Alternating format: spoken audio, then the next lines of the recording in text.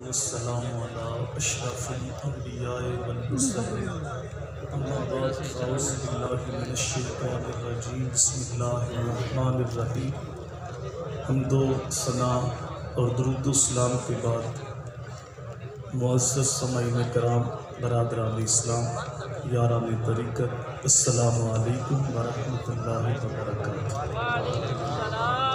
ایمان کے بعد اعمال میں جس چیز کے اوپر سب سے زیادہ زور دیا گیا ہے وہ 5 وقت کی نماز ہے۔ نماز کی اہمیت کا اندازہ اس بات سے لگایا جا سکتا ہے، جتنے بھی احکام شریعت ہیں ان کا حکم زمین پہ نازل ہوا، لیکن جب میرے مالک نے نماز کا تحفہ عطا کرنا چاہا تو اپنے محبوب کو لامکان پہ بلایا، پھر نماز کا تحفہ عطا فرمایا۔ صحابہ کرام فرماتے ہیں ہمارے دور میں جو نماز پڑھتا تھا ہم اسے مومن سمجھتے تھے، اور جو نماز نہیں پڑھتا تھا ہم اسے کافر سمجھتے تھے۔ بد نصیبی ہے آج ہمارے معاشرے میں 5% لوگ نماز پڑھتے ہیں، 95% لوگ بے نمازی ہیں، اس لیے کہ ہمیں نماز کی اہمیت کا اندازہ نہیں ہے کہ نماز کتنی اہم ہے۔ جو نماز کی اہمیت کو جانتے تھے وہ ساری رات مصلی کی قرار دیتے تھے اور صبح رب کی بارگاہ میں عرض کرتے تھے، باری تعالیٰ تیری راتیں اتنی چھوٹی ہیں، ہمارا ذوق بندگی ہی پورا نہیں ہوتا۔ حضرت عمر فاروق رضی اللہ تعالیٰ عنہ پر جب حملہ کیا گیا تو آپ فجر کی نماز پڑھا رہے تھے، زخم اتنے گہرے تھے کہ جو بھی چیز کھاتے ہیں پیتے ہیں وہ زخموں کے راستے سے باہر آ جاتی ہے۔ اس دوران کسی نے الصلاۃ الصلاۃ کہہ دیا کہ نماز کا وقت ہے، تو حضرت عمر کی آنکھوں میں آنسو تھے اور آپ فرما رہے تھے، لا دین لمن لا صلاۃ لہ، اس کا کوئی دین نہیں جس کی نماز نہیں، اس کا دین اسلام میں کوئی حصہ نہیں جس کے پاس نماز نہیں۔ اور پھر اللہ کی بارگاہ میں عرض کرتے ہیں، باری تعالیٰ میں نماز ادا نہیں کر سکتا، اب میں زندگی بھی نہیں چاہتا، چونکہ نماز کے بغیر بھی کوئی زندگی ہے۔ حضرت مولا کائنات کی ایک نماز قضا ہوئی تھی، آنکھوں میں آنسو آ گئے تھے، حالانکہ وہ جو قضا ہوئی تھی وہ غفلت کی قضا نہیں تھی، وہ اطاعت رسول میں قضا ہوئی تھی۔ اور اللہ نے قرآن میں کہا ہے، میں یوتی رسول فقط اطاع اللہ، اس نے رسول کی اطاعت کی، اس نے اللہ کی اطاعت کی۔ حضور کا سر انور گود میں تھا، حضور کے چہرے کی زیارت کر رہے تھے، اور حضور کی اطاعت میں قضا تھی۔ اور شریعت کا مسئلہ ہے قضا ہو تو قضا پڑھ لو، تو آپ قضا پڑھ لیتے، روئے کیوں تھے؟ میرے بھائی روئے اس لیے تھے، علی نے کبھی قضا پڑھی نہیں تھی، قضا پڑھنے کی عادت ہی نہیں تھی، کبھی قضا ہوئی نہیں تھی، یہ پہلا موقع تھا قضا ہوئی تو اتنا دکھ ہوا کہ آپ رو پڑے۔ پھر میرے حضور نے سورج کو واپس پلٹایا، علی نے اس دن بھی قضا نہیں پڑھی، اس دن بھی ادا ہی پڑھی۔ ہم علی کے ساتھ محبت کا دعویٰ تو کرتے ہیں لیکن نماز کے قریب نہیں جاتے۔ پھر مولا کائنات کی گود میں پلنے والا حسین ابن علی، 10 محرم کا دن ہے، جب ظلم اپنی انتہا کو پہنچ چکا تھا، 30 لوگ شہید ہو چکے تھے، ظہر کا وقت ہوتا ہے تو آپ اپنے جھنڈا بردار سے کہتے ہیں کہ شمر سے کہو جنگ روک، میں نے نماز پڑھنی ہے۔ سوچو یہ کون ہیں؟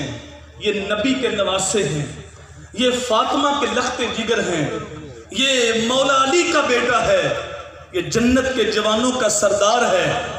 اور جنت کے جوانوں کے سردار شہید ہونے کے بعد نہیں بنے، یہ فیصلہ بچپن میں ہو چکا تھا، اور یہ فیصلہ رب نے کر دیا تھا کہ حسن حسین جنتی جوانوں کے سردار ہے۔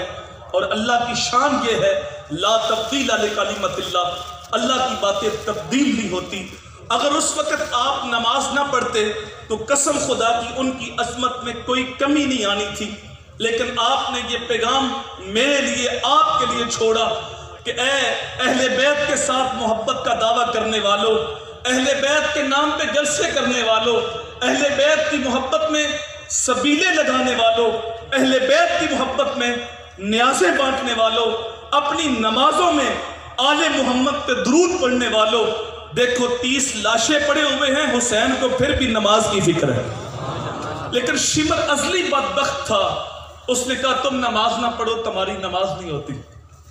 امام حسین نے یہ نہیں کہا چلو مشکل وقت آ گیا نماز چھوڑ دو، بلکہ آپ نے فرمایا آدھے ان کے سامنے جنگ کرو اور آدھے صفے بنا کے نماز پڑھو، آنے والوں کو پتہ چل جائے کہ نماز اس حال کے اندر بھی معاف نہیں ہے۔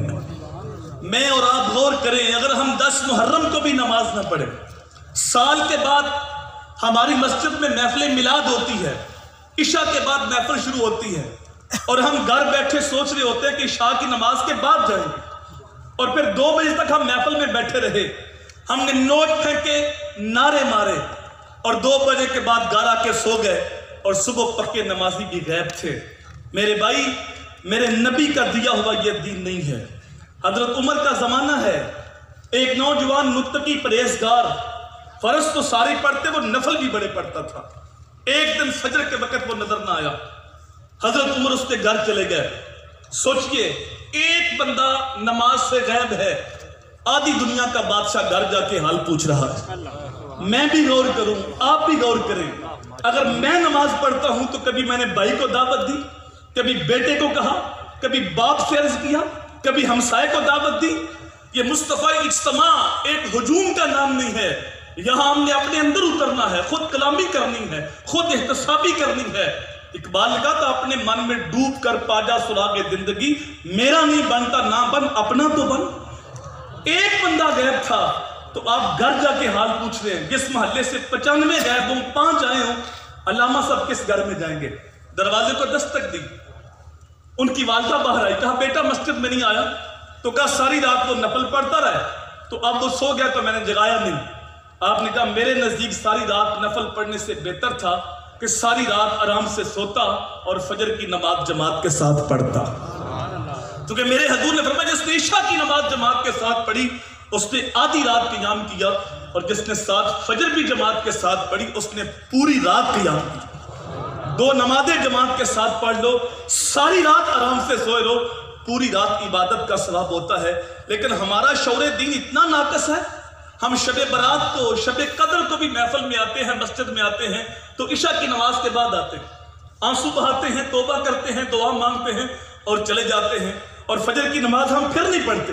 اور مدینے سے آواز آتی ہے جو بندہ توبہ بھی کرتا ہے اور گناہ چھوڑنے کا ارادہ بھی نہیں رکھتا، ایسا بندہ اپنے رب کے ساتھ مذاق کرتا ہے۔ توبہ بھی کر رہا ہے، نماز فجر کی بھی نہیں پڑھ رہا۔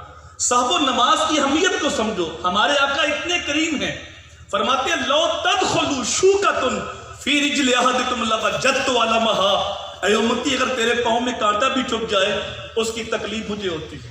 لیکن جب نماز کی باری آئی فرمایا 7 سال کے بچے کو نماز کی تلقین کرو، اور جب 10 سال کا بچہ ہو جائے پھر بھی نماز نہیں پڑھتا مار کے نماز پڑھاؤ۔ یہاں اتنی سختی کیوں فرمائی؟ ابھی تو نماز فرض نہیں ہے، فرض تب ہوگی جب وہ بالغ ہوگا۔ حضور امت کو نماز کی اہمیت بتانا چاہتے ہیں کہ آج تھوڑی سی سختی پہ یہ نمازی بن گیا تو بالغ ہونے سے پہلے نماز کی پکی عادت بن جائے گی، اور پھر ساری زندگی نماز چھوٹے گی نہیں، اور یہی نماز اس کا ہاتھ پکڑ کے اس کو جنت کے اندر لے کے جائے گی۔ اور اگر یہ نمازی نہ بنا تو امتی تو حضور کا ہے، تو حضور نہیں چاہتے کہ میرا امتی جہنم میں جائے۔ قرآن دعا ہے، جنتی جہنمیوں سے پوچھیں گے تمہیں جہنم میں کون سی چیز لے گئی؟ قالوا لم نکن من المصلین، کہیں گے ہم نماز نہیں پڑھتے تھے، ہم جہنم میں اس لیے جا رہے کہ ہم نماز نہیں پڑھتے تھے۔ حضور نہیں چاہتے کہ میرا امتی جہنم کے اندر جائے۔ وہ ایک خاتون آئی نا عالم دین کے پاس، کہا میرا بیٹا صبح کی نماز کے لیے اٹھتا نہیں، تو عالم دین نے کہا میری بہن جس کمرے میں تیرا بیٹا سویا ہے اگر اس کمرے میں آگ لگی تو کیا کرو گی؟ کہا پھر بیٹے کو جگاؤں گی، چاہے کھینچ کے بعد لاؤں، پانی چھڑکوں، سختی سے اٹھاؤں، آگ سے تو بچانا ہے۔ عالم دین رو پڑے، کہا میری بہن اس آگ سے بچانے کے لیے اتنی کوشش کرتی ہو تو جہنم کی آگ تو اس آگ سے 70 گنا تیز ہے۔ رب کا قرآن بولتا ہے یا ایھا الذین آمنوا قوا انفسکم واہلیکم نارا، اے ایمان والو اپنے آپ کو اور اپنے گھر والوں کو جہنم کی آگ سے بچا لو۔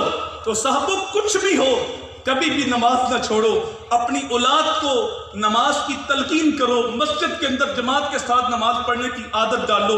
حضرت ابو امامہ البہلی حضور کی بارگاہ میں آئے، بڑے پریشان تھے، حضور نے پوچھا کیا ہوا؟ عرض کیا کہ میرے 10 اونٹ چوری ہو گئے ہیں، اوپر سامان بھی لدا ہوا تھا۔ میرے حضور نے فرمایا اچھا میں سمجھا شاید تیری تکبیر اولا قضا ہو گئی۔ آقا تکبیر اولا 10 اونٹوں سے بہتر ہے؟ تو میرے حضور نے فرمایا ابو امامہ کیسی باتیں کرتے ہو، تکبیرۃ الاولا خیر من الدنیا وما فیہا، تکبیر اولا دنیا بھر کے خزانوں سے بہتر ہے۔ تو صاحبو نماز دین کا ستون ہے، نماز مومن کی معراج ہے، نماز میرے نبی کی آنکھوں کی ٹھنڈک ہے، نماز عذاب قبر سے بچاتی ہے، نماز اندھیری قبر کا چراغ ہے، نماز قرب خداوندی کا ذریعہ ہے۔ نمازی کو بروز قیامت میرے نبی کی شفاعت نصیب ہوگی، اور سب سے بڑا عذاب نمازی کو اللہ تعالیٰ کا دیدار نصیب ہوگا۔ اللہ تعالیٰ کی بارگاہ میں دعا اللہ میں نمازوں کی حفاظت کی توفیق عطا فرمائے۔